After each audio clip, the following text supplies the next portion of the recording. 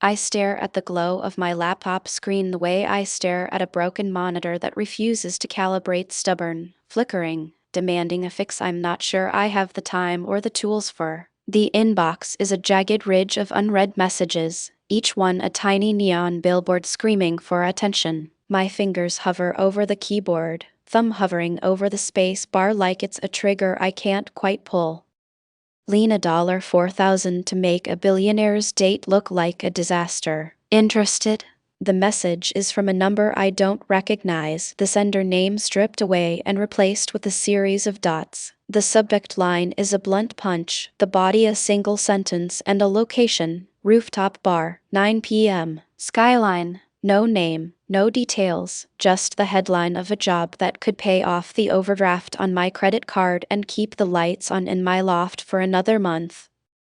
I let the cursor blink for a second, feeling the hum of the fridge in the kitchen behind me, the distant siren of an ambulance that turns into a low, wet percussion against the brick wall of the alley. My loft is a cracked concrete box with a single battered air conditioner that wheezes every time the temperature spikes. The walls are a collage of saved mood boards, color swatches pinned with yellow tape, half-finished logos inked on sketchbeds that have seen more coffee stains than clean pages. A stack of unpaid invoices sits on the battered wooden desk, their numbers a growing chorus of red.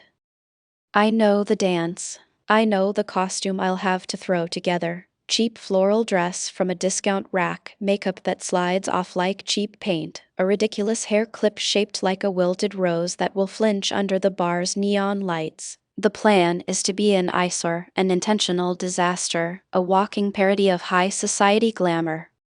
My eyes scan the message again, and a flicker of something irony maybe passes through me. I've been the one who sabotaged projects for pay, who turned a client's brand into a grotesque caricature for a buck, who let sleepless nights and caffeine replace anything that feels like a life. The job feels like a mirror held up to my own self-destruction, a chance to be ugly on purpose and get paid for it. There's a part of me that inhales the stale, metallic scent of the city and feels a whisper of relief. The other part, the one that still aches from nights spent in foster homes where the doors clicked shut early and the beds were too small, clenches like a fist. I type back a quick reply, the words feeling like a contract between me and the abyss. Consider it done. Send details. The send button clicks, and the notification ping is a tiny, cruel bell. I lean back in my chair, the leather creaking, and let the room spin for a moment. The ceiling fan sputters, a lazy blade cutting through the stale air. My phone buzzes again, this time a different number, a reminder from my bank that the minimum payment on my credit card is due in 3 days. My stomach twists around the edge of a bruise that never fully healed. I stand, the floorboards sighing under my weight, and walk over to the small window that looks out onto the city's neon veins. The night is a wash of electric blues and deep purples, rain slanting down the glass in uneven sheets that blur the streetlights into golden smears. I can hear the muffled thrum of traffic, the occasional rev of a motorcycle engine that seems to echo the restless beat in my chest. A text pops up from an unknown number, a different tone, a different urgency. Don't be late. He's different. Dress the part, but don't forget the costume. He'll be waiting. The ellipsis hangs like a hanging hook, a question I can't quite grasp. I stare at the word different and feel the hair on my arms rise. The line between a job and a trap thins, but I'm already packing my bag with a half-hearted grin and a bundle of sarcasm. My mind flickers to the old habit of building walls with jokes, of plastering my loneliness with punchlines that barely hide the echo of a child who never got a bedtime story. I close the laptop, the screen darkening like a lid being shut on a box of secrets. I walk over to my closet, the one cramped space where my clothes hang like artifacts of past selves. My hand brushes a cheap necklace, a twisted wire with a rusted charm shaped like a broken heart. I pull it out, hold it up against the dim light, and watch the metal catch a glint of the street lamp outside. It's defiant, almost mocking. I slip it over my head, the weight of it a reminder that I've been wearing this almost as a shield for years. My phone buzzes again, this time a voice message. I press play. Hey, Lena, it's Marcus from Hexa Solutions. The client's name is C. O'Neill. He's a big deal CEO of a high-tech security firm, philanthropist, donor. They want him to look perfect tonight. You're the wild card. Don't let them see the truth. Do the job. And remember, no pictures. They'll be watching the feed. But we need the visual impact to be just chaotic. The voice is smooth, corporate, the kind that's used to ordering people around without ever looking them in the eye.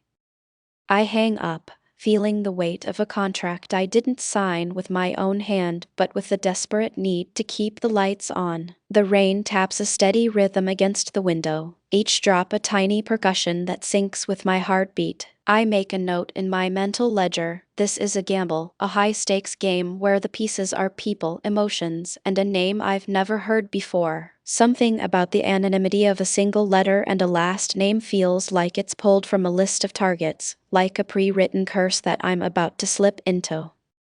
I pull my phone out of my pocket, thumb hovering over the contacts. I could call my best friend, Maya, who always warned me about selling my soul for a deadline, but the thought makes the skin on my arms prickle. I'm used to being alone in the dark, the sound of my own thoughts the only thing that ever stays constant. I'm used to making myself invisible under layers of sarcasm, building a brand that the world can see but never truly know. A sudden gust of wind rattles the window pane, sending a shiver through the room. The scent of wet concrete mixes with the faint perfume of stale coffee from an old mug sitting on the desk. I pick it up, the ceramic cool against my palm, and take a sip. It tastes like burnt beans and a hint of something metallic, maybe the steel of the city's infrastructure, maybe the iron in my blood. I set the mug down, feeling the residue of the caffeine tighten my muscles just enough to push through the fog.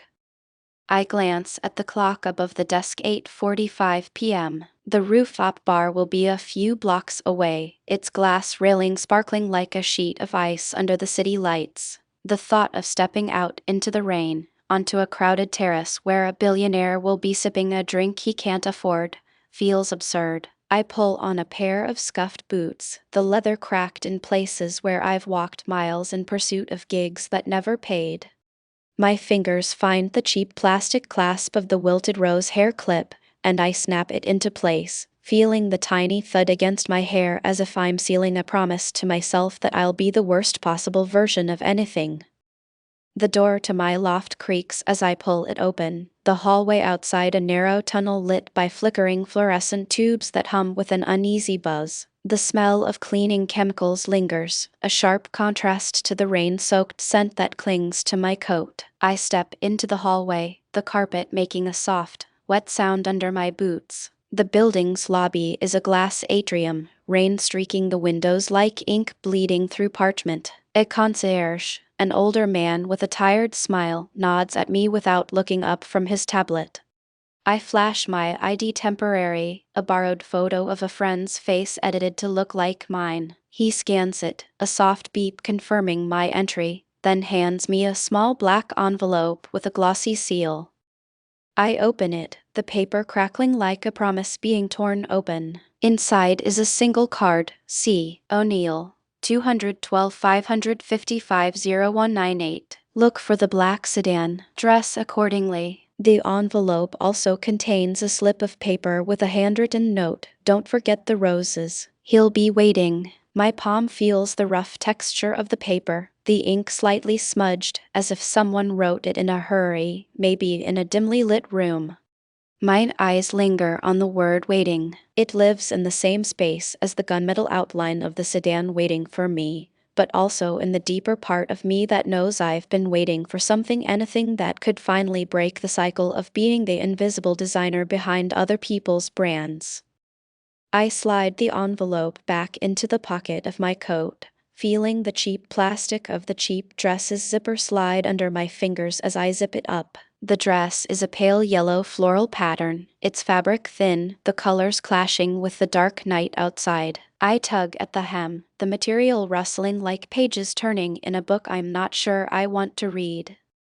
I step out onto the street. the rain now a curtain that blurs the city's neon signs into a watercolor of pinks and oranges. The sidewalk is slick, the sound of tires on wet asphalt like a low growl. My coat hangs heavy, the rain soaking through it, making the cheap fabric cling to my skin, cold but somehow grounding. The wind carries the scent of wet asphalt, the faint perfume of a street vendor's hot dogs, and the metallic tang of a distant construction site. My breath forms little clouds that disappear almost as quickly as the confidence I had moments ago.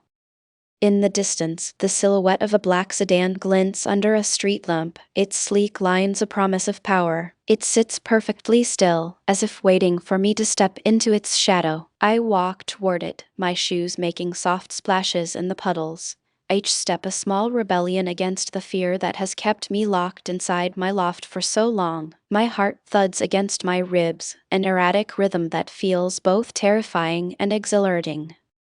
The driver's door opens with a soft thud, and a hand broad, with a faint sheen of leather extends toward me. The glove is slightly damp from the rain, the metal cuff catching the flash of light. I notice a faint pattern of fur along the edge, a subtle hint that something is not quite human, but I shove the thought aside, focusing on the job description that plays like a mantra in my head.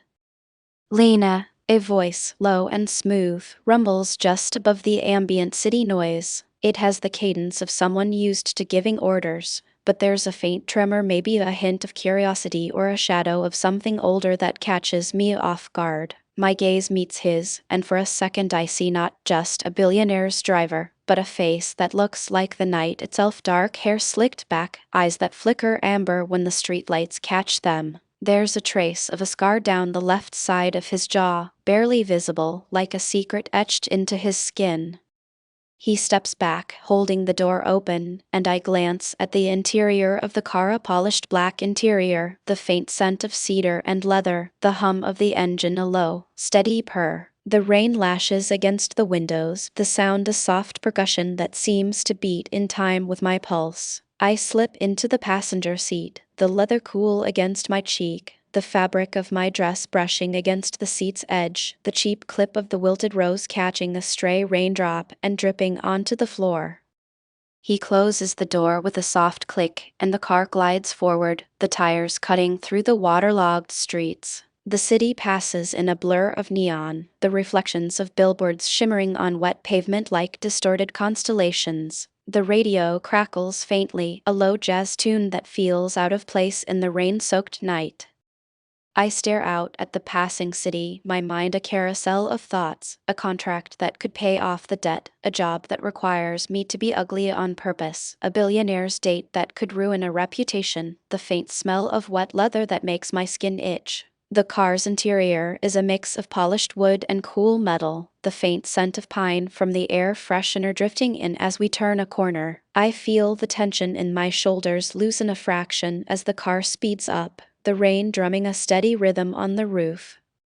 The driver, whose name I've yet to learn, pulls into the parking lot of a sleek rooftop bar that seems to hover above the city like a glass cathedral. The building's facade is a lattice of steel and glass, the lights inside casting a warm amber glow that spills out onto the rain-slicked patio. He opens the passenger door with a precise motion, the motion almost ceremonial, and steps out, his boots making a soft thud on the concrete. He looks at me, his gaze lingering just a heartbeat longer than usual. "We're here," he says, his voice low enough that only I can hear it. I step out, the rain instantly soaking my hair, the cheap dress clinging to my skin, the wilted rose clip drooping like a wilted promise. My shoes slap the wet stone as I make my way to the entrance. Inside, the bar is a cacophony of soft music, clinking glasses, and the low murmur of conversations. The air smells of citrus and the faint, oily tang of expensive whiskey. A chandelier of crystal beads casts prismatic light across the room, each one catching on the rain-wet droplets hanging from the ceiling like tiny diamonds. I spot the crowd of well-dressed guests, their murmurs tinged with laughter, their faces illuminated by the glow of their phones.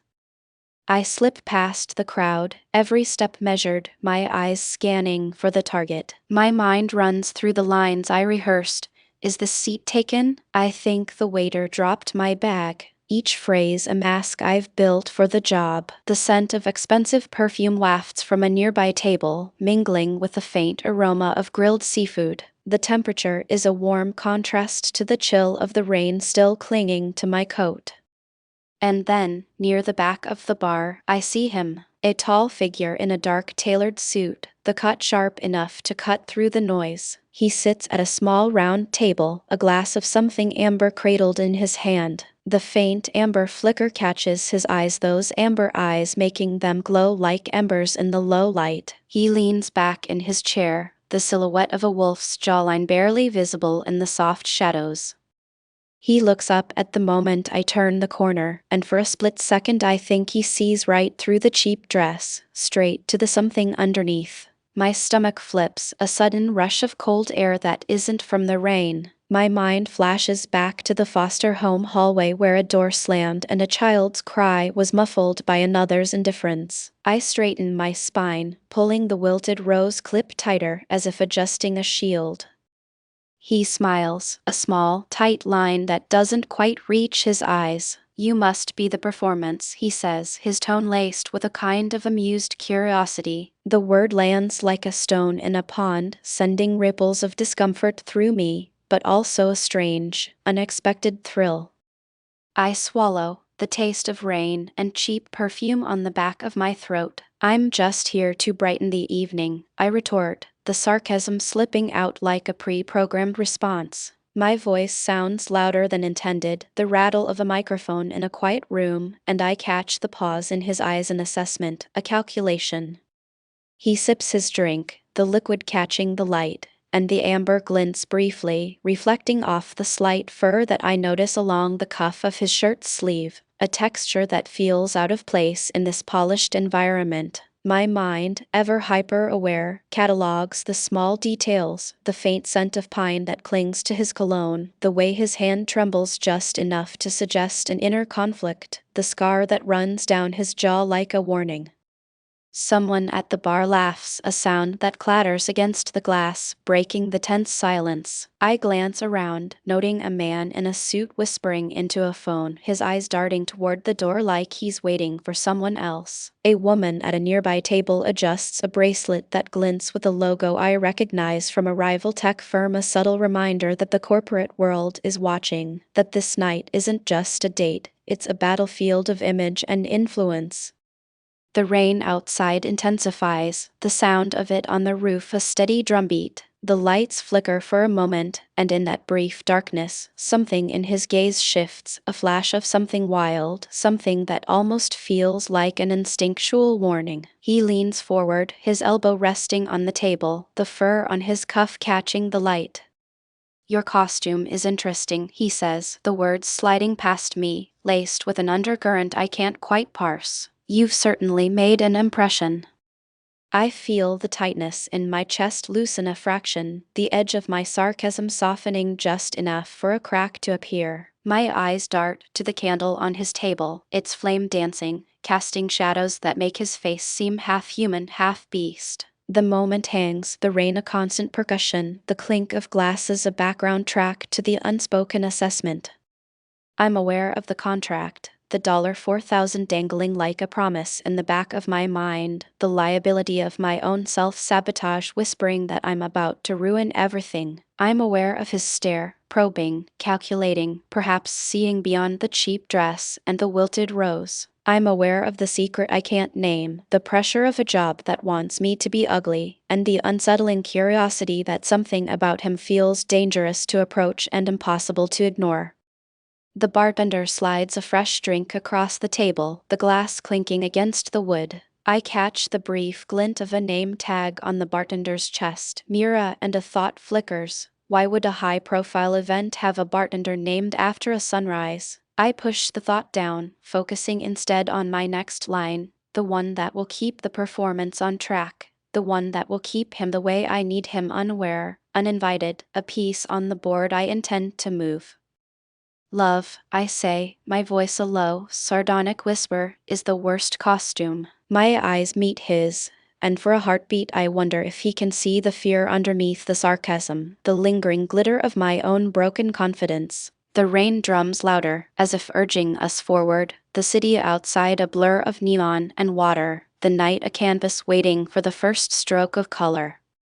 The rain hammered the hotel's glass facade as the lights sputtered and died, plunging the corridor into a thin veil of amber from the emergency bulbs. I fidgeted with a wilted rose clip, its cracked plastic catching the flicker of the backup lamps, while the scent of wet concrete seeped through the door crack. A soft shiver ran up my spine, not from the cold but from the sudden realization that the exit was a solid metal door bolted shut from the inside. Caleb's voice cut through the low hum of the generator. "Looks like we're stuck for a while." He stood by the minibar, his hand brushing the brass handle of a glass that hadn't been filled yet. The cuff of his shirt showed a faint tuft of dark fur, almost hidden by the cufflink, a tiny, ink-black feather that seemed out of place in a room of polished chrome. He didn't glance at my dress. His eyes lingered on the way my shoulders hunched, how the rain-slicked fabric clung to the curve of my ribs. I took a breath that tasted of rain and cheap perfume, and forced a laugh that cracked like a snapped wire. Great! I was hoping for a night of standing up in a crowd, not a lockdown in a suite. He slid the glass toward me, the liquid inside catching the dim light and turning a smoky gray. "Coffee?" The word was low, almost a growl, and the steam rose in a thin column that smelled faintly of pine sap, like the forest floor after a storm. My hand brushed the glass, feeling the cool condensation seep through the thin fabric of my dress and dampen the skin on my forearm. The candle on the nightstand flickered, casting a wavering amber pool that danced over the cracked wallpaper. An old gold fleur-de-lis pattern faded by time. I could hear the distant rumble of thunder, the building's steel skeleton sighing under the wind. Somewhere in the hallway a cart rolled, its wheels squeaking over the carpet, a reminder that the staff were still moving, still alive, while we were trapped. "Probably a power grid thing," I said, trying to keep the sarcasm sharp. "Probably a city-wide blackout, or maybe just the hotel's attempt at a rustic ambience." He let out a sound that might have been a chuckle, but it was more a controlled exhale, the kind that tightened his jaw. "My team monitors the grid for the firm. If this is a hack, we'll know soon enough." He tapped a sleek black tablet on the side table, the screen glowing with a cascade of green numbers. A faint hum of the machine vibrated through the wood, resonating in the hollow of my ribs. I stared at the screen, noticing a line of code that pulsed irregularly, as if someone was trying to break through a firewall. "You work for security?" I asked, the question snapping out before I could weigh it. My fingertips brushed the edge of the tablet, feeling a faint vibration that seemed to echo a heartbeat. His gaze lifted, amber flecks catching the candlelight. "CEO of O'Neill Technologies. We protect a lot of things that people don't even know exist." He paused, and his gaze drifted to the window where rain streamed down in thick ribbons, each drop distorting the city's neon reflection. "And you, freelance designer?" He tried for a smile, but the muscles around his mouth tightened. I shrugged, feeling the weight of my cheap dress tug at my waist. "I'm a visual junkie. I make brands look like they've been through a fire and survived." My voice held a tone that was half teasing, half defensive. I could feel the sweat seeping into the collar of my shirt, the dampness mingling with the scent of the rain that clung to my hair. A sudden crash of thunder rattled the windows and the candle sputtered. In that brief darkness, his silhouette seemed to merge with the shadows, the faint outline of a wolf's jaw hinted at by the angle of his jawline. He reached for a lighter, the metallic click echoing, and a small flame crackled to life, bathing his face in a soft orange glow. For a heartbeat, the fur on his cuff caught the flame's edge, a brief glint that made my breath catch. "Ever feel like you're performing just to keep the lights on?" he asked, his tone softer, as if the closed doors had forced him to lower the armor he usually wore in boardrooms. The question landed on me like a dropped brushstroke. I stared at the flame, at the way it licked the air, and felt a memory surface sitting on a cracked linoleum floor in a foster home, the bulb overhead flickering, the hum of the refrigerator in the kitchen a lullaby of survival. My fingers twitched, the clip on my hair snagging a stray strand, pulling it taut.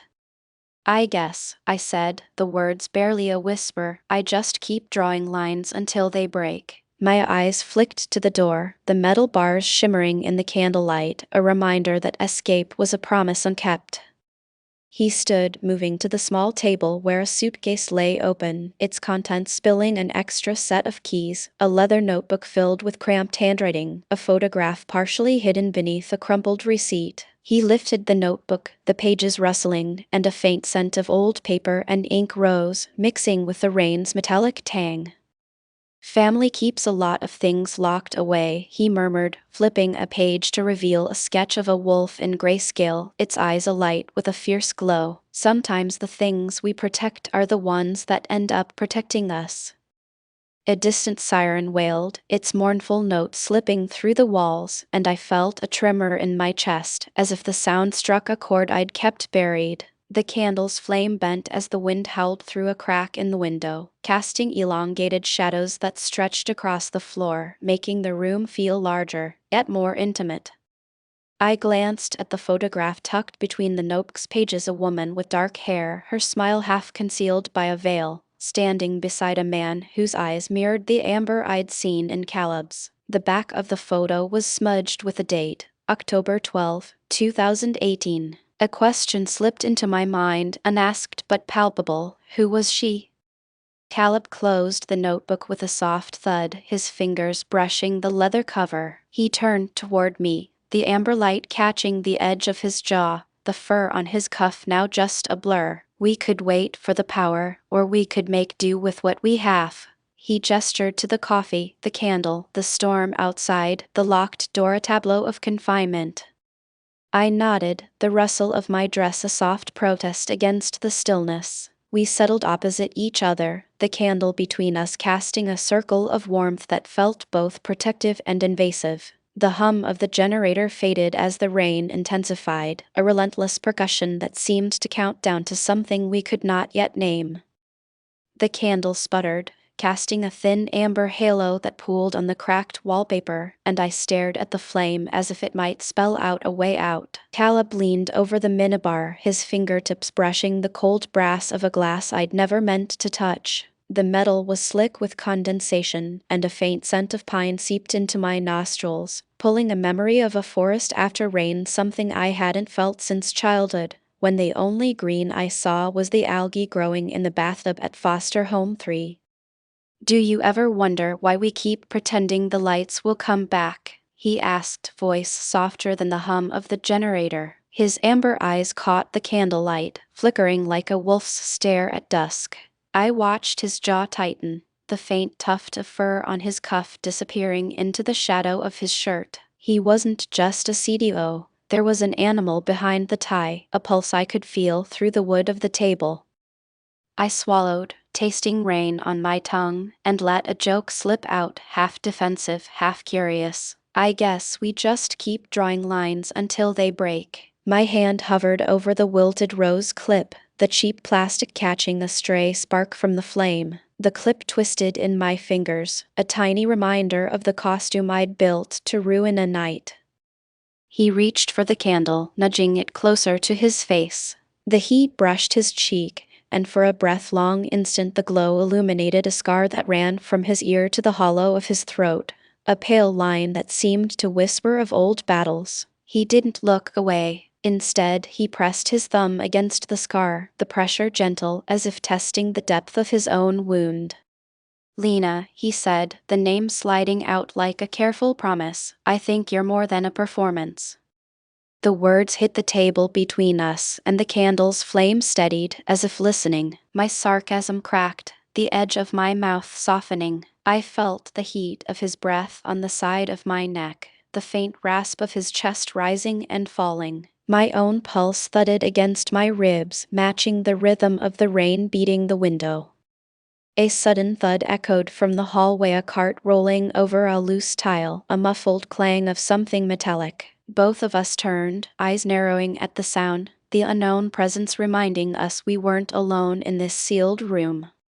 Caleb's hand found mine under the table, his fingers cool against my skin, the contact sending a tremor through the space between us. I didn't pull away. Instead, I let his palm rest, the pressure steadying the chaotic swirl inside my head. The candle's flame caught the curve of his knuckles, casting shadows that stretched like elongated wolves across the wall. In that breathless moment, the contract, the sabotage, the looming security team, all those outlines blurred. The only thing solid was the heat of his hand, the scent of pine mingling with my cheap perfume, and the electric charge that traveled from his thumb to my wrist. A quiet gasp escaped me, not from fear, but from the sudden realization that being seen, truly seen, was both terrifying and intoxicating. The generator hiccuped, a low whine that promised a flicker of power soon. As the lights flickered back to life, the door's lock clicked, a metallic echo that reminded us the world outside still waited. Yet, for the first time, the proximity that had trapped us also felt like a doorway, and the secret notebook tucked in his pocket, its pages still hidden, glimmered with a promise of more than obligations. Lena sat on the edge of the leather sofa, the cushion sighing under her weight as the candle sputtered a thin amber line across the cracked wallpaper. The rain hammered the windows in a rhythm she could feel in her bones, and the low hum of the generator vibrated through the floorboards like a distant engine. She watched the steam rise from the cup Caleb had set down on the coffee table, the vapor curling around the faint outline of a wolf's head drawn in the condensation earlier, an unconscious doodle that seemed to melt away as quickly as it formed. She lifted the cup with fingers that still carried the faint scent of cheap perfume, the citrus sharpness of the bar soap still lingering on her skin from when she'd washed her hands earlier. The coffee was bitter, the kind of dark roast that left a metallic aftertaste, and as she took a small sip, a flicker of pine sap rose from the steam, mingling with the bitter beans. She brushed the rim of the mug with the back of her thumb, feeling the slight chill of the porcelain against the heat of her palm. "Your coffee's strong enough to keep a wolf awake," she said, the sarcasm slipping out before she could filter it. She let the words hang, a small bridge between the two of them, the way she always did when the world felt too close. Caleb's mouth twitched into something that might have been a smile, the muscles around his amber eyes tightening just enough to show he was holding back something heavier. "And yours," he replied, gesturing to the worn lenses of her glasses as she pushed them up with a fingertip. "Looks like it could cut glass. I'm surprised you're not wearing a hard hat." She laughed, a sound that cracked like a thin pane of glass under pressure. The laugh wasn't entirely for him. It was for the hollow space in her chest that had become louder since the power went out. "Hard hats are for construction sites, not for people who go out for a performance in a cheap dress." He tilted his head, the faint tuft of fur on his cuff catching the candlelight. "Performance," he echoed, his voice low, "is what I'm most curious about. You chose the wilted rose for a reason, didn't you?" Lena's eyes drifted to the clip, the cheap plastic molded into a flower that seemed to wilt with each breath she took. She traced the curve of the petal with a nail, the tip of her finger drawing a line in the thin air as if measuring the distance between intention and action. "I needed something that would scream, 'I'm ruining this.' The rose is a symbol of love, but this one's dead. Turns out I'm better at breaking things than making them look pretty." He leaned forward, the chair scraping softly against the carpet, a small sound that seemed louder than the thunder outside. "And yet you didn't break yourself. You're still here, still talking to me, still holding that cup."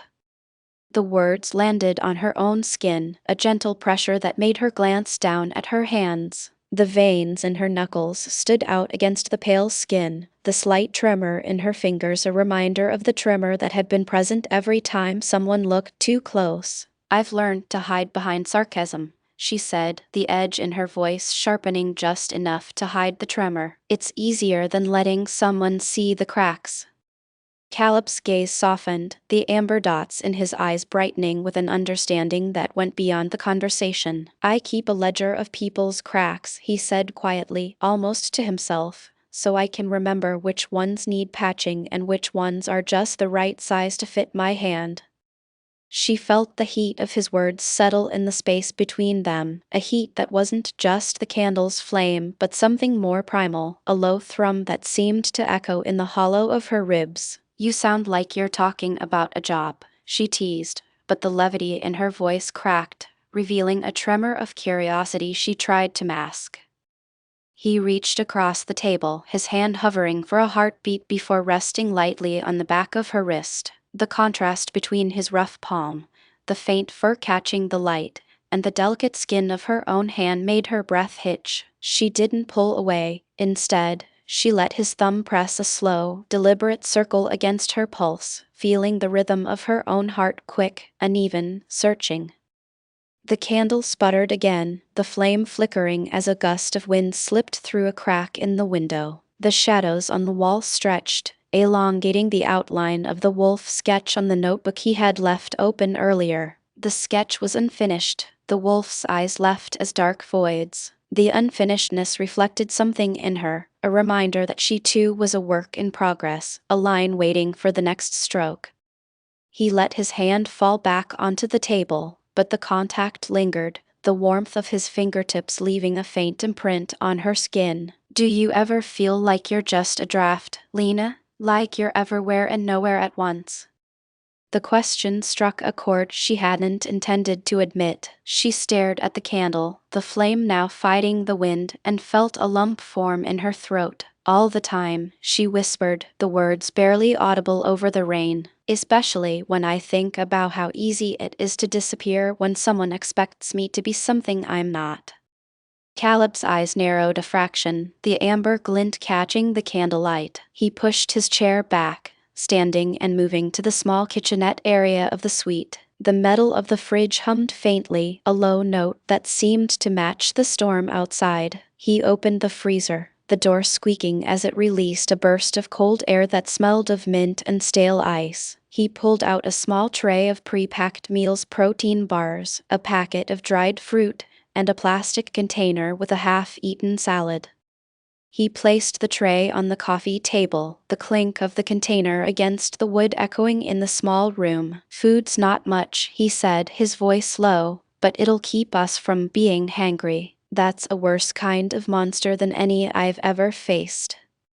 She glanced at the container, the wilted lettuce floating among the other ingredients, the dressing a pale, viscous line at the bottom. "You never said you were a chef," she joked, picking up the utensil with a half grin.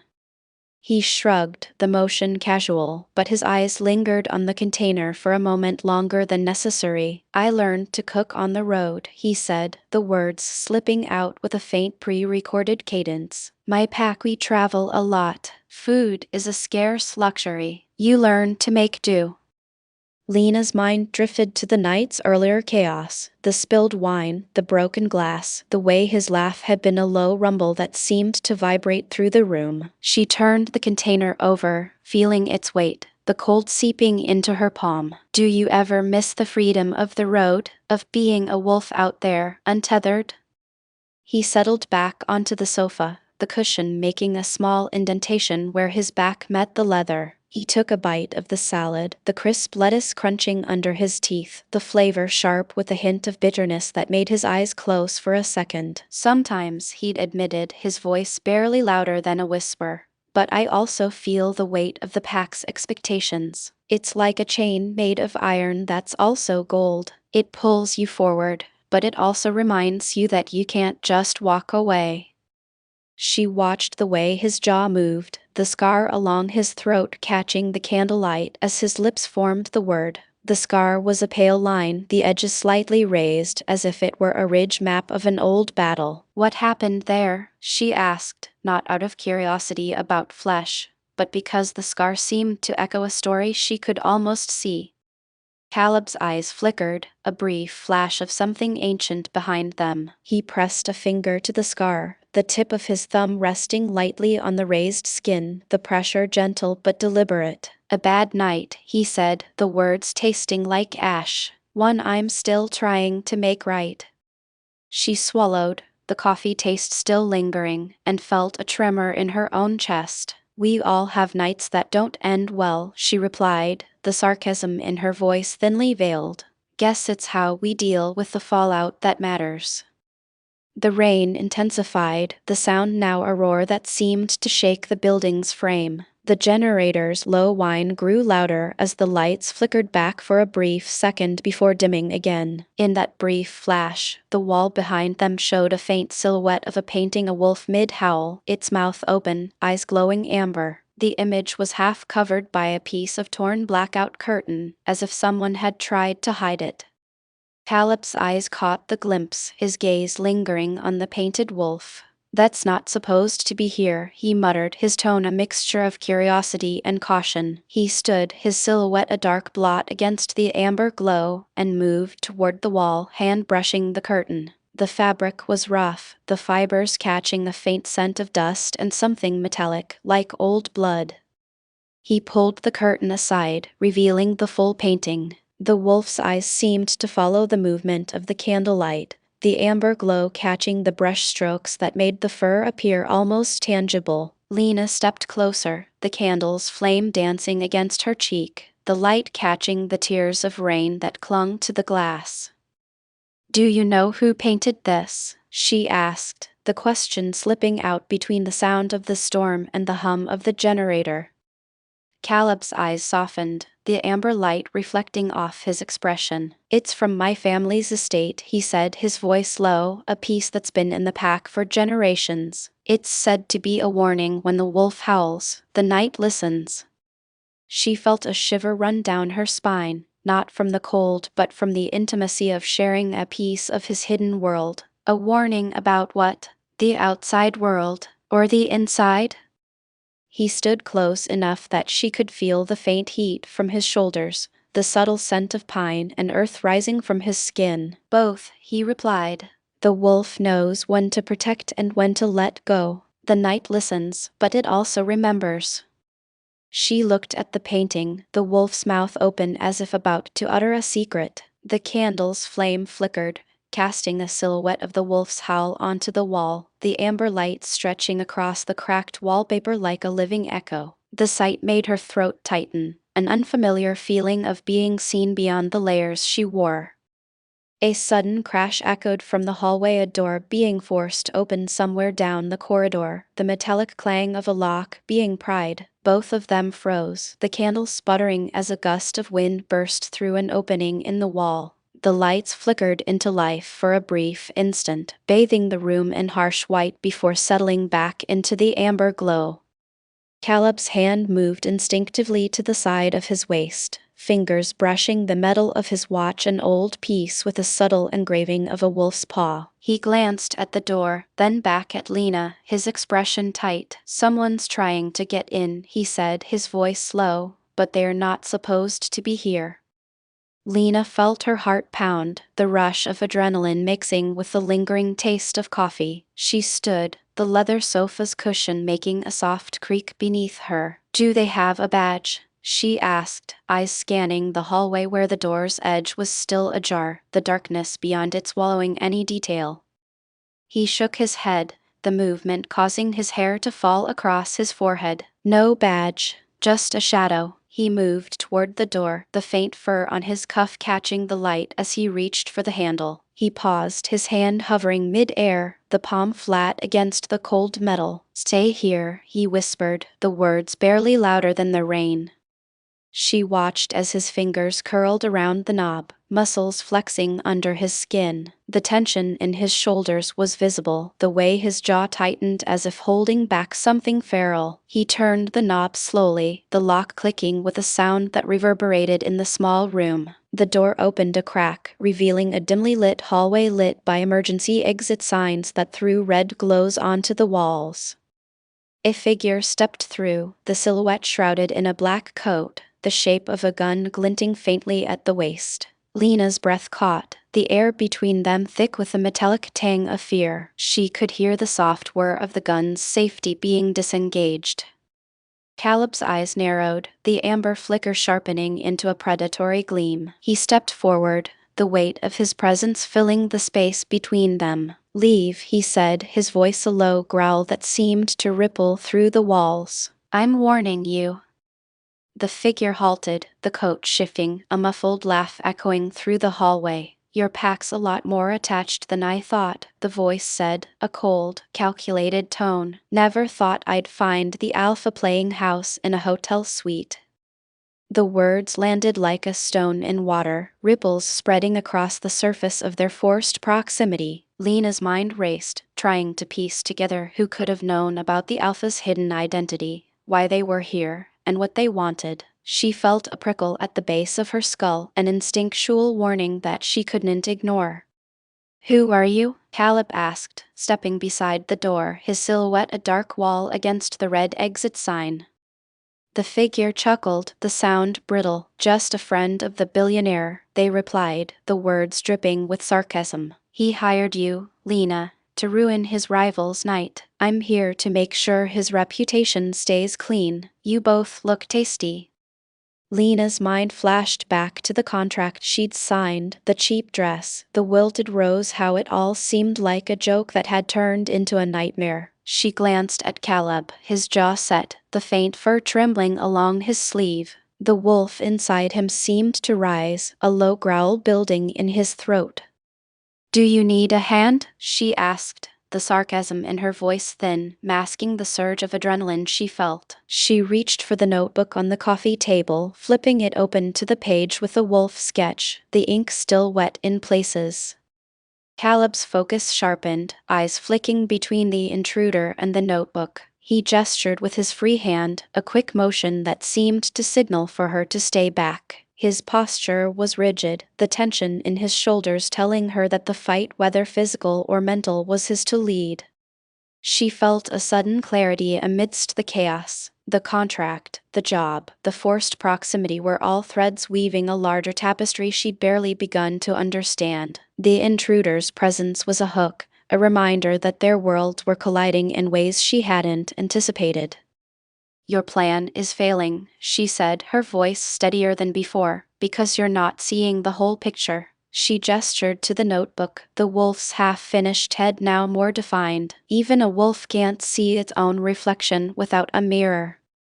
The intruder sneered, the coat shifting as they examined the notebook. "You think you're clever, little designer," they hissed, pulling a small device from their coat pocket, a sleek black tablet that emitted a faint blue glow. "But I've got a way to make this whole thing disappear."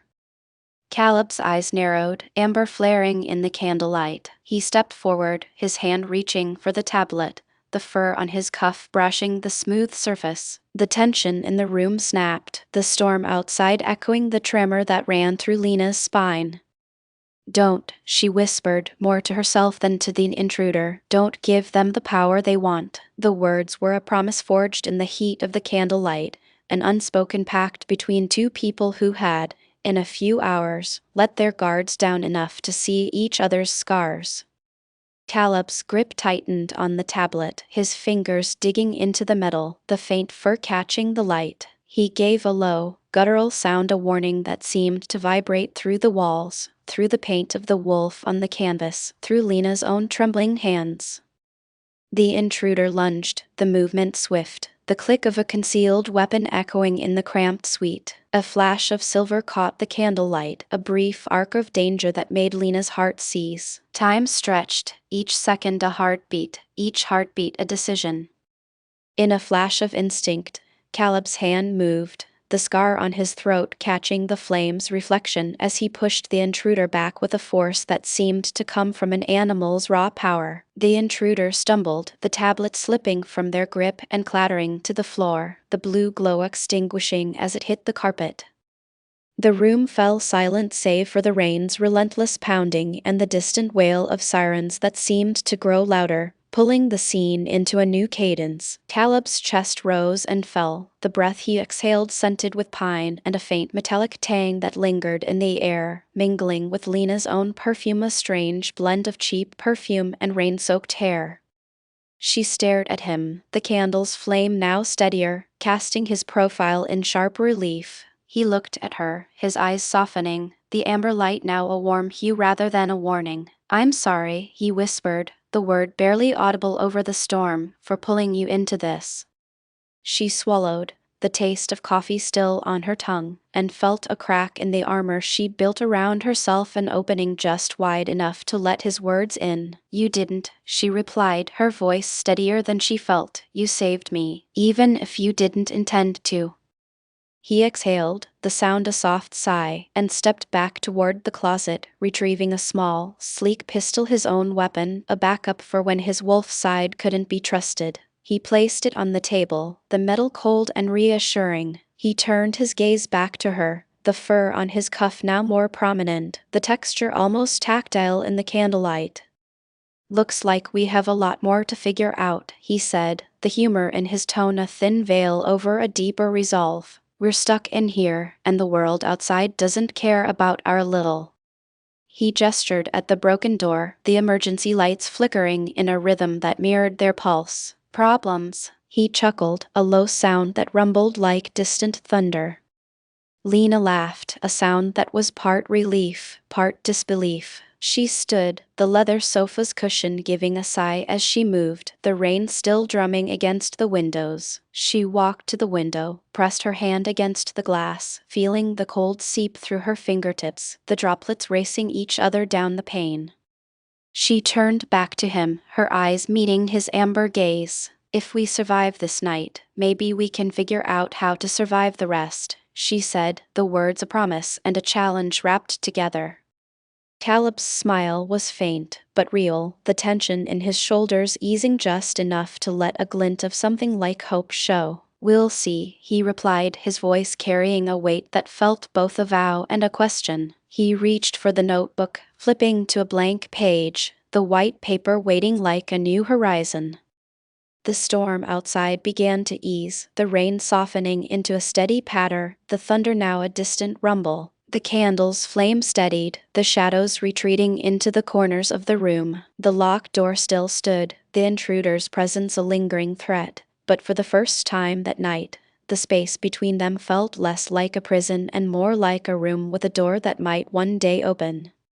She took a seat across from him, the coffee now gone, the cup empty, the heat of the liquid having been transferred into the space they now shared. She looked at the notebook, the first line of the fresh page waiting to be written. "What do you think," she asked, "if we write our own story?" Her voice was quiet, the question hanging in the amber glow, the rain's rhythm a soft percussion to the beat of their heartbeats. Caleb's fingers hovered over the paper, his thumb tracing the edge before the pen finally touched the page, a thin line of ink forming a single word: "Begin." The candle flickered, the flame steady, the storm outside a distant lullaby, and the room held its breath as the night unfolded, the lock on the door a reminder that the world beyond still waited, but inside the suite, something more fragile and fierce had taken root. The power snapped back and the emergency bulbs flickered once before the hallway lights hummed steady, spilling harsh white onto the suite's faded wallpaper. I watched the amber glow on Caleb's cuff dim, the fur there catching the stale office air scent that clung to his collar. He lifted his tablet, scrolling through code while the rain hammered the window in a staccato rhythm that made my teeth ache. A soft chime from my phone cut through the static. The screen glowed with a message from an unknown number. "You've got 10 minutes. The client changes the game." My thumb hovered, the cheap plastic of the wilted rose clip pressing against my skin, and I felt the pulse in my wrist throb against the cuff's edge. I didn't answer. I stared at the black envelope in my pocket, the paper still crinkled from the night before, wondering if the slip of paper with the symbol a silver crescent intertwined with a wolf's head was a warning or a promise. Caleb's eyes flicked up, amber catching the lamp's harsh glare. He placed a hand on the minibar, the cool metal biting his palm. "Someone's trying to breach the grid again," he muttered, his voice low enough that the curtain of rain outside seemed to mute it. He tapped a button on the tablet. A soft beep echoed, and the screen displayed a map of the building with a red dot pulsing near the suite's door.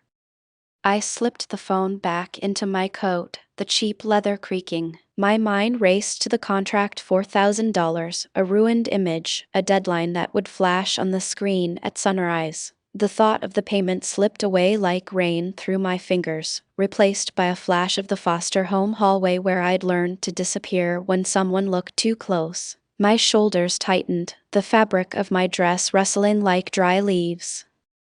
Caleb stood, his silhouette engulfed by the doorway's red emergency light. He reached for the lock, his fingers brushing the metal with a precision that made the fur on his cuff stand out like a ghost. The lock clicked. Then a second click sounded from inside the wall, a faint metallic clink that seemed to come from somewhere beneath the carpet. I felt a cold draft slip through the seam, carrying a faint whiff of ozone and something metallic, like blood from a cut pipe. "Did you see that?" I asked, voice barely louder than the rain, eyes fixed on the faint seam where the wall met the floorboards. He didn't answer. He pressed his palm to the wall, his breath fogging the surface. The faint imprint of his claw-like nail left a pale line, as if the wood itself remembered his touch. A sudden vibration rattled the table. The notebook fell open to a page I hadn't turned yet, a sketch of a wolf with half its eyes missing. A symbol identical to the one on the envelope hovered in the margin, half concealed in ink. My fingers traced it, the paper cool against my palm, and a memory of a whispered promise from a foster mother resurfaced. "You'll be worth more than they ever see." The promise felt like a trap. Caleb's jaw clenched, his hand tightening around the lock. "We need to move," he said, but the words were swallowed by the sound of the hallway door creaking open, a figure silhouetted in the floodlight, their coat flaring like a dark tide. I felt the contract's deadline pulse in my ear, the old fear of being pulled into something I could never control rising like a tide. The door swung wider, revealing only an empty hallway and the faint echo of distant sirens, leaving the mystery of the intruder's intent hanging in the stale air. I sat on the edge of the leather sofa, the cushion sighing under my weight as if it were exhaling the night's tension. The candle's flame steadied, casting a thin amber ribbon across the cracked wallpaper, and the rain that had hammered the windows now fell in a steady, muffled patter. My hand rested on the wilted rose clip, the cheap plastic cold against my skin, and I could feel the faint thrum of my pulse through the thin metal band of the necklace I never bothered to take off. Caleb leaned against the minibar, his shoulders still tense from the confrontation, the faint tuft of fur on his cuff catching the low light. He turned the tablet over in his hands, the glass screen reflecting the storm outside like a broken mirror. "We could leave," he said, the words low, each syllable measured as if he were weighing whether to let a secret slip. "I have a car waiting, a schedule that can't wait."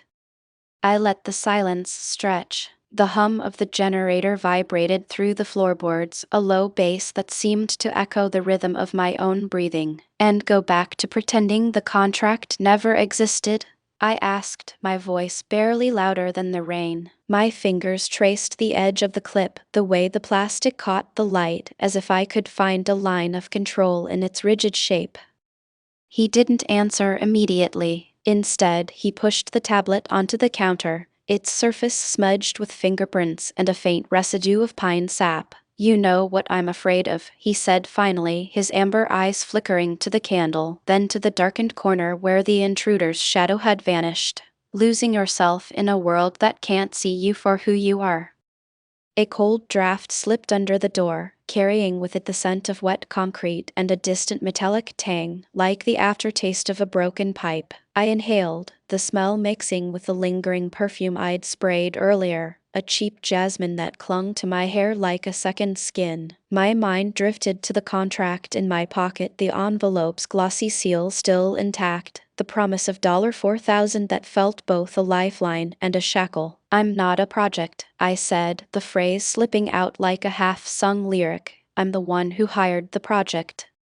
He chuckled, a sound that rumbled deep in his chest, more animal than man. And yet you keep signing it, he replied, his hand reaching to brush the back of my wrist. The contact was brief, his fingertips cool against the heat that rose from my skin. The sensation lingered, a static that made the hair on my forearm stand up. You could walk away. You could disappear. I thought of the foster home hallway, the flickering bulb overhead, the way the night seemed to swallow me whole when I tried to be seen. Disappear works when I'm digging through someone else's trash for a paycheck, I muttered, the sarcasm a protective layer over the tremor in my voice. But you can't just disappear when you're an alpha. You're tied to a pack, to a law that says humans are collateral. He pressed the palm of his hand flat against the wall, his knuckles leaving a faint imprint in the wood grain that reminded me of claw marks. The pack's law is a cage, he said, the words heavy with an old ache. I've spent a decade tightening the bars, convincing myself that the only way to protect her, whoever she is to keep her out of the fire. I lifted my gaze to the painting of the wolf on the wall, the amber eyes of the creature bleeding into the candlelight. The wolf's mouth was open, mid-howl, as if caught in a perpetual scream. I could taste the metallic sting of rain on my tongue, a reminder that the storm outside was still raging, that the world beyond our locked door was indifferent to the fragile truce we were forging. What if the fire is inside us? I asked, the question hanging like a question mark in the smoke. He stared at the wolf's painted eyes, his own amber reflecting back. Then we become the ones who feed it, he whispered, his breath warm against my cheek, the scent of pine and something darker, an earthiness that reminded me of a forest after a fire. Or we learn to keep it from burning everything we love. The candle flickered as a gust of wind slipped through the cracked window, its flame dancing across his jawline, highlighting the scar that traced a pale line from his ear to his throat. I could see the faint tremor in his hand, the way his fingers tightened around the edge of the minibar. I've hidden scars all my life, he said, voice rasping, and I've let people think they're the only ones I have to protect. My mind traveled back to the notebook on the coffee table, the half-drawn wolf sketch, the ink still wet on the page where a symbol half-moon, half-wolf head had been etched in hurried strokes. I reached for it, my fingertips brushing the paper, feeling the dampness of the ink as if it were a pulse. The page was blank on the opposite side, a fresh canvas waiting for a line, a word, a promise. Maybe we start here, I suggested, my voice softer now, instead of with contracts and codes. He turned his chair toward me, the leather squeaking as it shifted. What would that look like? He asked, the question more a probe than a request. I lifted the pen that lay beside the notebook, its barrel cold, the ink cartridge clicking as I pressed it to the page. My hand trembled, the tip catching a droplet of rain that had managed to seep through the cracked window and land on the paper, smearing a tiny, dark circle. I wrote the word begin in a shaky, deliberate hand. He watched the letters form, his amber eyes softening, the tension in his shoulders easing just enough for his clavicle to rise and fall in a rhythm that matched the rain. He reached out, his hand hovering over the notebook, then rested his fingertips on the top of the page, the slight fur on his cuff brushing the paper's edge. Your handwriting looks like you're trying to stay upright after a fall, he said, a faint smile tugging at the corner of his mouth. I swallowed, feeling the rawness at the back of my throat, the old ache of a voice that never got to be heard. I've been falling for a long time, I admitted, the words landing like stones in a river, each one sending ripples outward. I thought if I made myself ugly enough, nobody would ever want to see me. He leaned forward, the scent of his cologne dark sandalwood with a hint of iron mixing with the rain's metallic tang. You're not ugly, he said, the certainty in his tone cutting through the noise of the storm. You're authentic, even if you hide it. He tapped the pen lightly, the metal tip ringing against the notebook, a sound that seemed louder in the quiet. And I'm not just a pack leader or a CEO. I'm a man who can't stop thinking about why I keep my mouth shut when you speak. The candle's flame leaned toward us, its heat touching the skin on my cheek, the way a lover's breath might linger after a kiss. I could feel the subtle shift in the room, the way the air grew denser, as if the walls themselves were holding their breath. "I have a contract that says I have to ruin you," I said, the absurdity of the statement making the words taste sour. "And you have a pact that says you can't be with me." He lifted his chin, the scar on his throat catching the candle's light, a pale crescent that seemed to glow in his own darkness. "What if we both write new contracts?" he asked, his voice low, the words resonating like a promise made on a battlefield. "What if I give the pack a reason not to see you as collateral, and you give yourself a reason to trust someone else's promise?" A sudden clatter erupted from the hallway, a tray of dishes being carted away by a startled staff member, the sound of metal scraping against a cart's wheel echoing through the corridor, the flash of a security badge caught in the hallway light, the brief glow of a red emergency sign, the distant rumble of someone shouting clear the aisle. The noise pierced the intimacy of the moment, a reminder that the world outside still buzzed with danger. I stared at the hallway door, the lock still engaged, the thin line of light spilling under it like a knife's edge. "Someone's trying to get in again," Caleb murmured, his hand moving to the lock, the metal cold against his palm. He pressed his thumb to the scar, feeling the familiar pulse of his own fear. "They know we're here. They know something's unfinished." I slipped my phone back into my coat pocket, its weight a reminder of the deadline that still ticked in the background, a silent metronome that counted down to sunrise. The envelope I'd kept safe night after night, the one with the silver crescent intertwined with a wolf's head, felt heavier now, its paper slick from the humidity in the air. I felt the faint itch of the polymer coating on the back of the envelope, an almost imperceptible texture that spoke of secrecy. "Can we make a plan?" I asked, the words sliding out like a request for a blueprint rather than a confession. "Something that doesn't rely on doors that lock or pacts that dictate terms." He stared at the lock, his eyes narrowing as the amber light caught the tiny beads of sweat on his brow. "I can pull some favors from the pack," he said, the words threaded with the weight of centuries of obedience. "But it means I'll owe them a debt, and they don't forget." I felt the sting of my own history in his admission, the way my foster mother had once whispered that debts were never truly paid, that they followed you like shadows. "I can fire a message," I offered, my mind racing to the encrypted chat that still blinked on my tablet, a line of code waiting to be sent, a digital flare that could distract, could buy us seconds. I could tell the client the night went wrong, that the date was compromised. "It won't pay the $4,000, but it could buy us time." He glanced at the tablet, the screen still glowing with lines of code that looked like a maze of green and black. "If we do this," he said, "we need to trust each other enough to let the other walk into the dark without a flashlight." The rain outside intensified, each drop sliding down the pane like a tiny, relentless finger tapping a code she'd never learned to read. My palm tightened around the wilted rose clip, the plastic biting into my skin as if it were trying to imprint its shape onto me. I looked at the notebook, at the word begin pulsing under the candle's glow, felt the weight of it settle like a promise placed on a scale.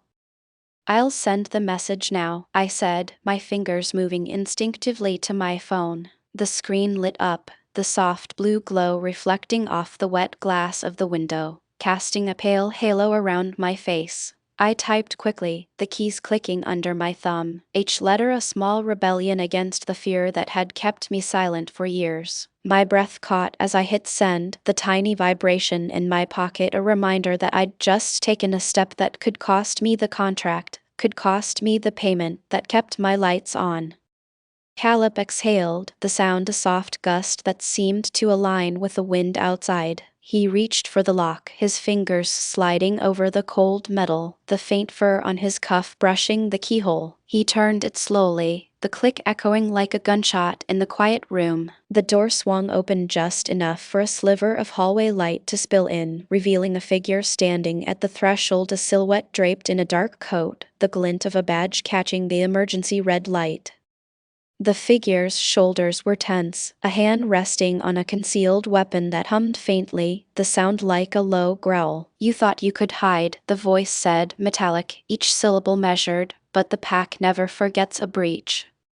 Caleb's jaw clenched, the scar on his throat tightening as if it were a rope being pulled. You're too late, he said, the words low, the warning in his tone more animal than human. We've already begun. I felt the candle's heat on my cheek, the scent of pine and rain coiling around us like a promise of something larger than the two of us. My mind flared to the mystery of the silver crescent on the envelope, the symbol that now seemed to pulse in rhythm with my heartbeat, a secret that someone else knew about, perhaps a rival pack, perhaps a hidden ally. The question of who had sent that envelope, who had been watching us from the shadows, lingered like a question mark over the whole room. Let's finish this, Caleb whispered, his hand finding the small pistol hidden in a drawer, the metal cool against his skin. He turned to me, his amber eyes pleading without asking. If we're going to survive this night, we have to be each other's shield. Not because the pack says so, but because we choose it. I nodded, the gesture small but firm, my thumb brushing the scar on his wrist, feeling the faint throb of his pulse beneath my skin. The rain's rhythm changed, a softer drumming as the storm began to ease, the wind pulling back like a tide receding. The hallway lights flickered back to life, their harsh white exposing the empty space beyond the door, the silhouette of the intruder already gone, leaving only a faint imprint on the carpet, a smear of mud and a small, metallic object glinting in the light. I didn't recognize it, but its edge caught my eye, a tiny key that seemed out of place, a loop left dangling in the gloom. Caleb stepped forward, his silhouette filling the doorway, the fur on his cuff catching the light, the scent of pine growing stronger as he moved. We'll need a plan, he said, the words a steel line cutting through the night. We'll need to keep the pack off our backs and the client off our heads. I pulled the notebook to the table, the pages fluttering in the draft, tiny letters ghosting across the paper as the candle's flame danced. We write the story together, I said, the ink spilling onto the page, each stroke a small rebellion against the contract that had bound me for months. We decide what the next chapter looks like. His fingers hovered over the blank page, the fur brushing the paper, a subtle reminder of the beast within. He placed his thumb on the page, the contact soft, as if he were sealing a pact without ink. Begin, he murmured, his voice a low growl that seemed to echo in the room's corners. From here, we write it ourselves. The candle flared briefly, throwing shadows that stretched across the wall like restless wolves, then settled back into a steady glow. The rain outside slowed to a gentle drizzle, the storm outside now a distant hum, the city lights reflecting off the wet streets like 1,000 tiny stars. I could hear the low rumble of a distant siren, the faint echo of a city that never truly slept. The sound of footsteps receding down the hallway, the soft click of a lock engaging somewhere far away. As we sat back down, the notebook open between us, the word begin still fresh on the page. I felt the weight of the envelope in my pocket, the silver crescent symbol pressing against my thigh, a reminder that something else was still out there, waiting for a chance to be uncovered. The contract's deadline still loomed, the payment still a ghost in my mind, but now it was alongside a new promise, a promise that, if we survived this night, we might survive the mornings that followed. Caleb reached for my hand, his fingers cool against my palm, the faint fur brushing my skin, the sensation grounding me like a root in wet earth. We're in this together, he said, the words simple but heavy, the kind of vow that could be broken or could become a foundation. I squeezed his hand back, the pressure firm enough to anchor the fear that still rippled beneath my ribs. Together, I replied, the word tasting like a bitter chocolate, sweet, dark, and just a little dangerous. A sudden flash of lightning illuminated the suite, the orange bolt cutting across the sky, the brief brightness catching the edge of a hidden panel in the wall we hadn't noticed before, a seam of metal that seemed out of place among the cracked wallpaper, a faint hum of electricity emanating from it. I glanced at Caleb, his eyes narrowing, the amber glint catching the flash, a silent question forming in the space between us. We didn't answer it yet, but the room seemed to hold its breath, the candle's flame flickering, the rain's soft percussion a metronome for the next move we would have to make. The story we'd begun to write was still unfinished, the loops of a hidden key, a mysterious symbol, an unseen adversary weaving through the night, waiting for the next page to turn. Lena stared at the cracked wallpaper, the amber flicker of the candle throwing jittery shadows across the faded fleur-de-lis. The rain hammered the windows in a steady, unforgiving rhythm, each drop a reminder that the night was still pressing against the glass. The lock on the door clicked shut behind Caleb, a final, metallic sigh that seemed to seal whatever fragile truce they had built. She could feel the cheap plastic of the wilted rose clip digging into her scalp, the bite of the metal a tiny, persistent echo of the contract that still throbbed in her pocket.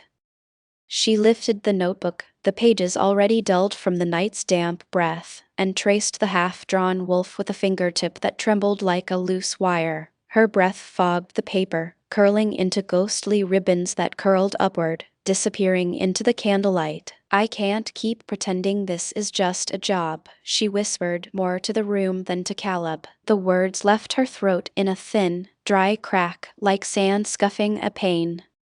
Caleb's silhouette loomed near the minibar, his shoulders rigid, the faint tuft of fur along his cuff catching the low glow. He set the tablet down with a soft thud, the screen's green code still flickering like a dying ember. "You're writing your own script now," he said, his voice low enough to blend with the generator's hum. He reached for the empty glass, the condensation beating on the rim, and lifted it to his lips. The liquid was bitter, the taste of burnt coffee mingling with the sharp pine that lingered on his skin. He'd exhaled, the breath forming a fleeting veil that brushed Lena's cheek.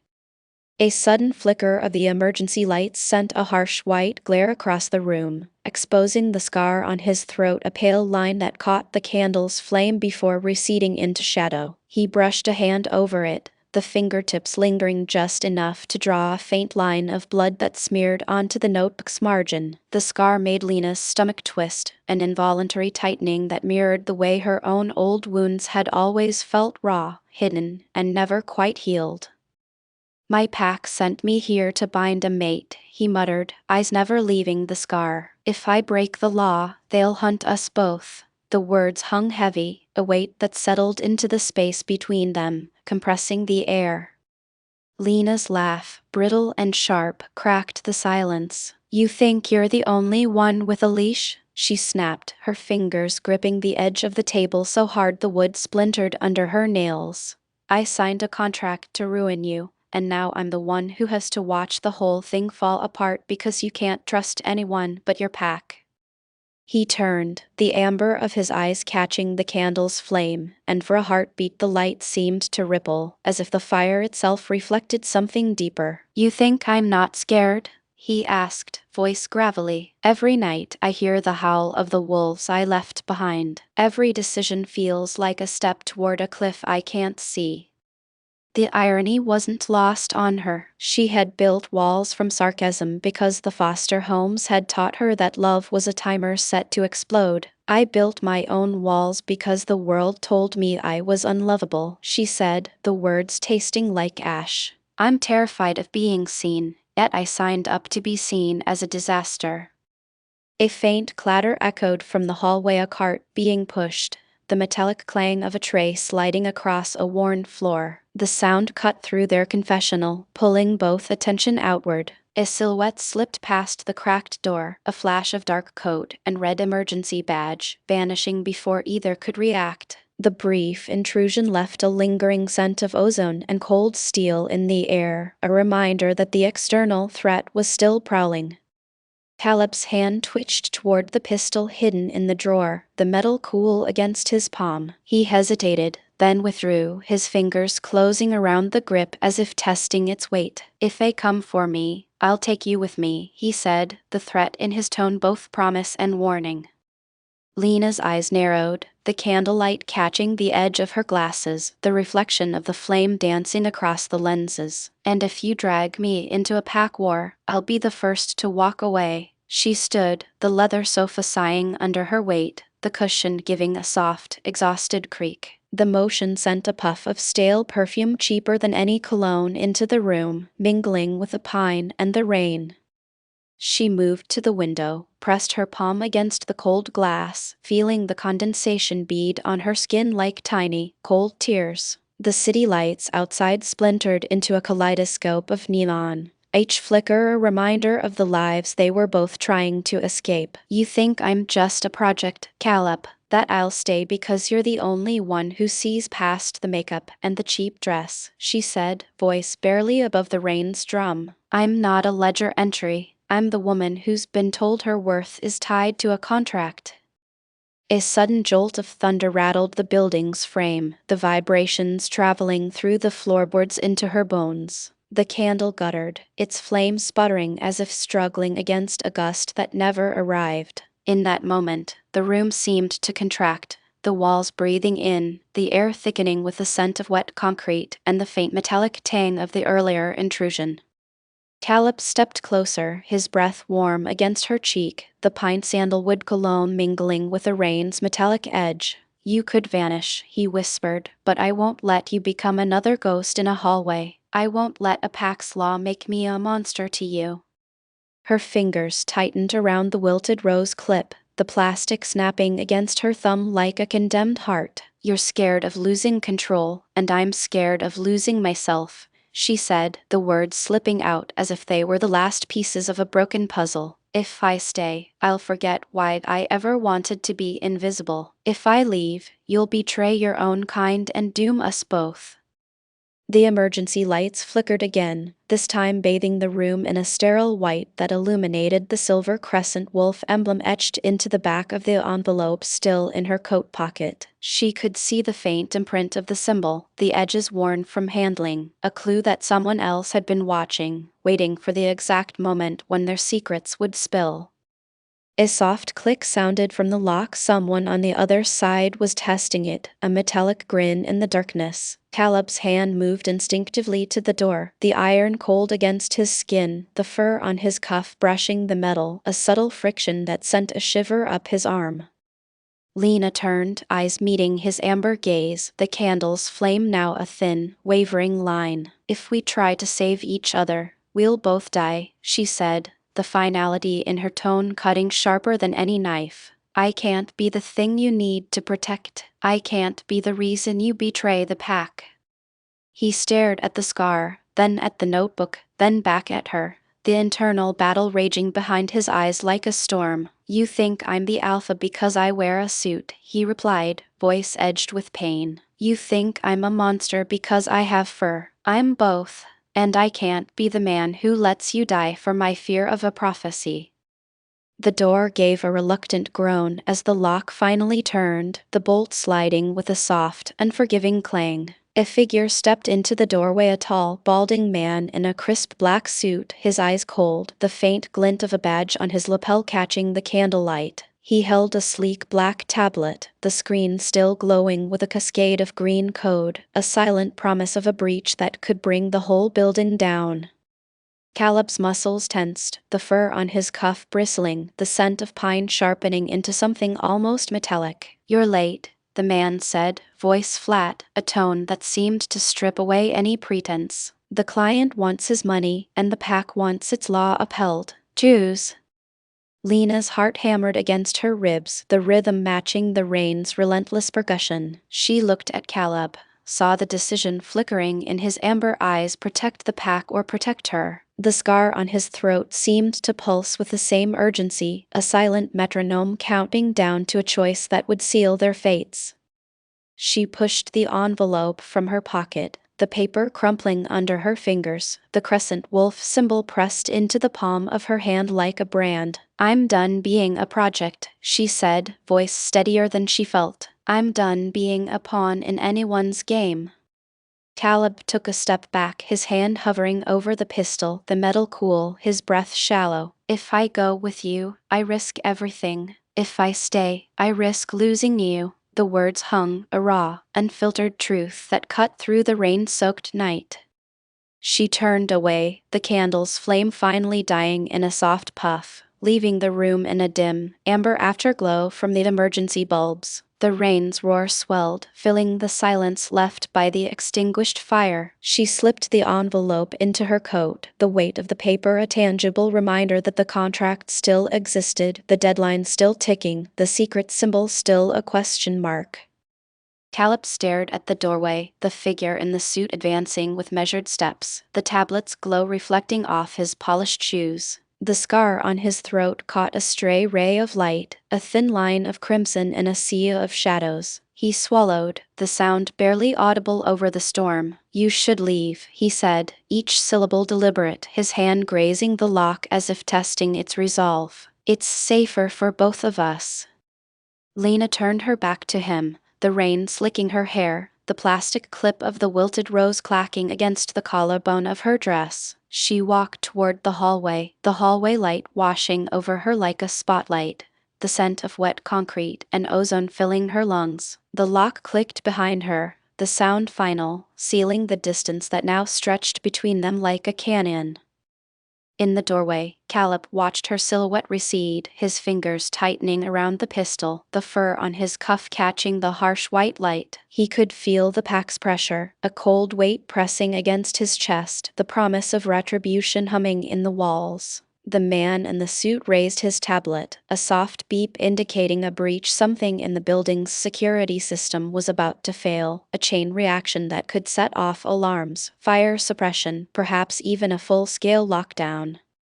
Lena's footsteps faded into the corridor, the rain outside muffling her movement. The envelope in her pocket rustled, the crescent wolf symbol shifting with each step, a secret that still needed answers. A distant siren wailed, its mournful cry threading through the night, a reminder that the city never truly slept, that the world beyond their forced proximity still spun on, indifferent to the broken pact formed in a candlelit suite.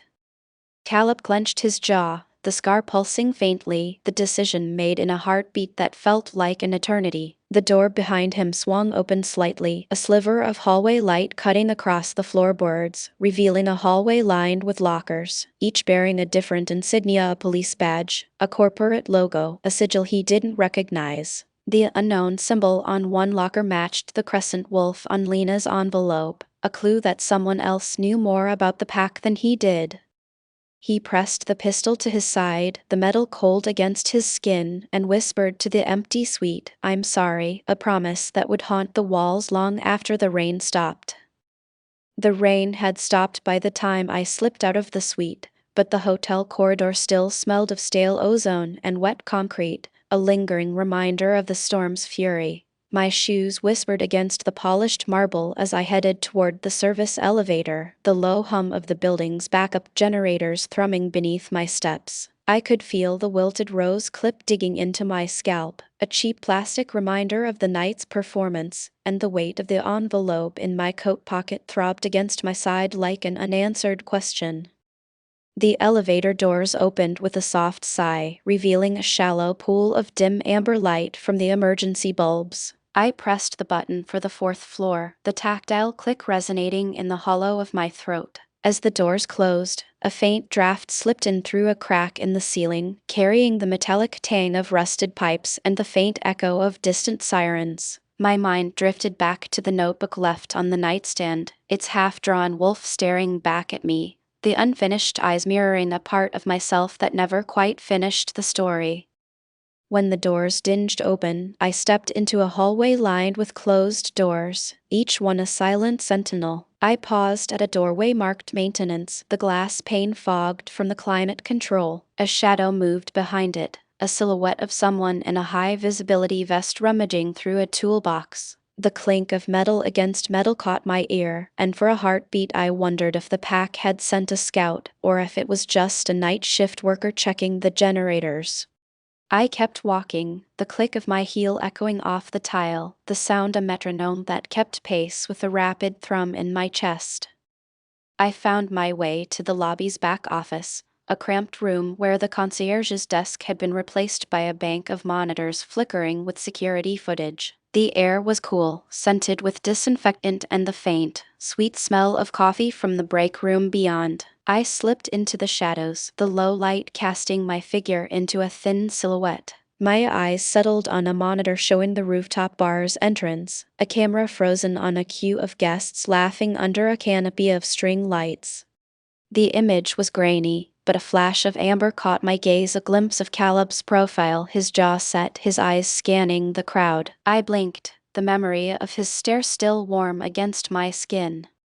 A notification pinged on the terminal, an encrypted message from an unknown number. Upload the feed. Deadline in 30 minutes. My fingers hovered over the keyboard, the cool plastic of the keys sending a slight chill up my forearms. I could have sent the feed, expose the rival's security breach, and collect the payout, but the urge to press enter felt like a fragile bridge I wasn't ready to cross. The envelope in my coat rustled, the silver crescent wolf emblem pressing into my palm, its edge catching the faint glow of the monitor.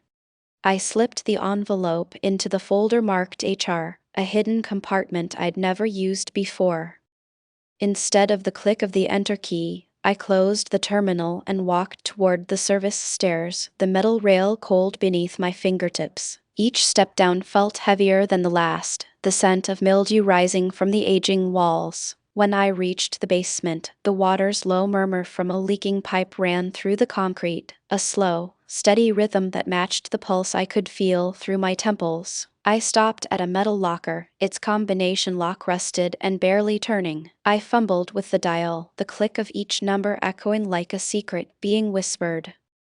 When the lock finally yielded, I opened the door to a small, cramped space filled with old uniforms, a forgotten radio, and a stack of paperwork stamped confidential. Among the sheets lay a photograph, an older version of myself, hair tied back, eyes bright, smiling beside a woman in a worn cardigan. The caption read Family Day, 2012. A pang of something that might have been longing or regret tightened my jaw. I slipped the photo into my pocket, the paper crinkling against the edge of the envelope, and left the locker, the metal door sighing shut behind me.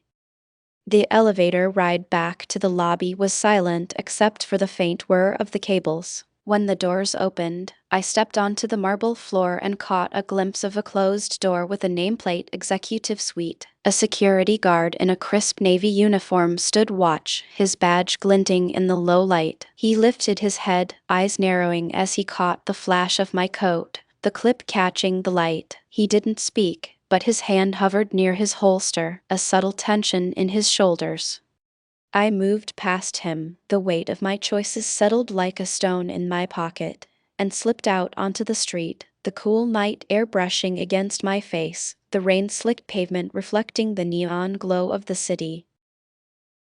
The city's skyline bruised the early dawn, a wash of muted purples and steel. I walked through the quiet parking garage, the echo of my boots on the concrete punctuated by the occasional drip of water from a leaky ceiling. My mind replayed the night's chaos in disjointed frames, the candle's flicker, the scar on my throat catching firelight, the way Lena's eyes had lingered on the wilted rose. The scar itself felt like a map of old wounds, each line a reminder of battles fought in shadows.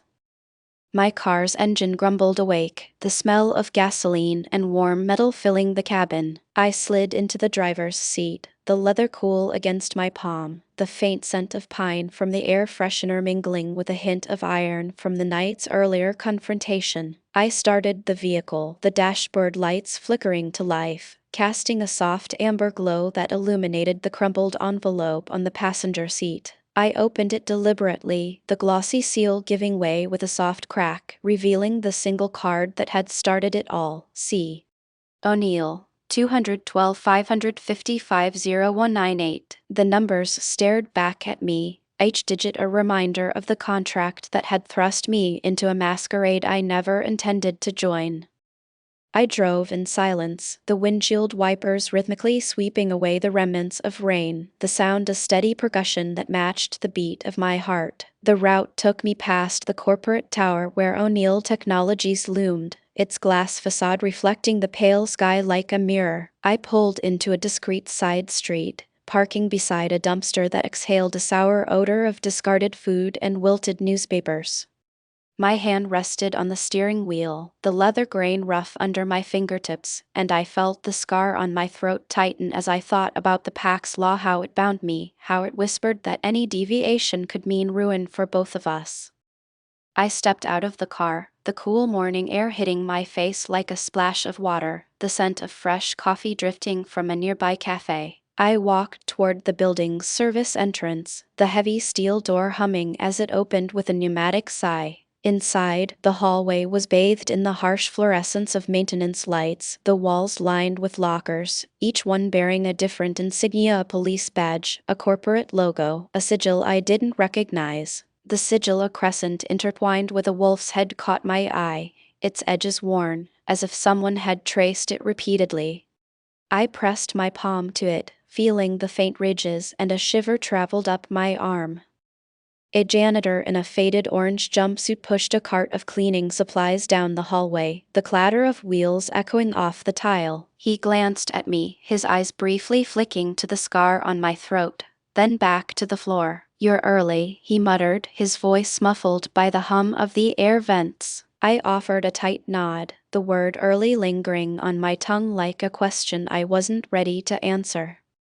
I slipped into an empty office labeled research, the door closing with a soft thud. The room was sparse: just a desk, a monitor, a stack of folders. On the desk lay a leather-bound journal, its cover embossed with the same crescent wolf emblem. I opened it, the pages yellowed, the ink slightly smudged as if someone had written in a hurry. The first entry was dated 3 years ago, a line of cramped handwriting: "If I ever need to hide, I'll leave this here.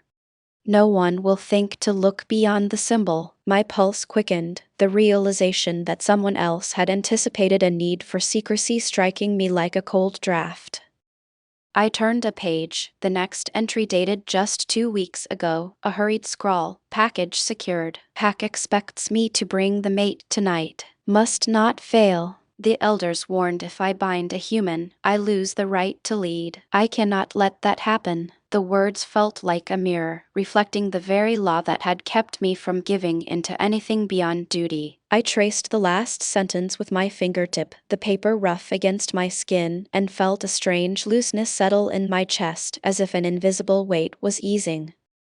A distant alarm buzzed, the sound muffled through the walls, and a voice over the intercom announced a fire drill for the East Wing. I stood, the journal clutched to my chest, and watched the hallway lights flicker, the amber glow from the emergency bulbs casting long shadows. The scar on my throat pulsed faintly, a reminder that the Pack's expectations were not just external but etched into me. I breathed in the scent of fresh paint from recent renovations, the sterile smell of disinfectant mixing with the faint metallic taste of the morning air.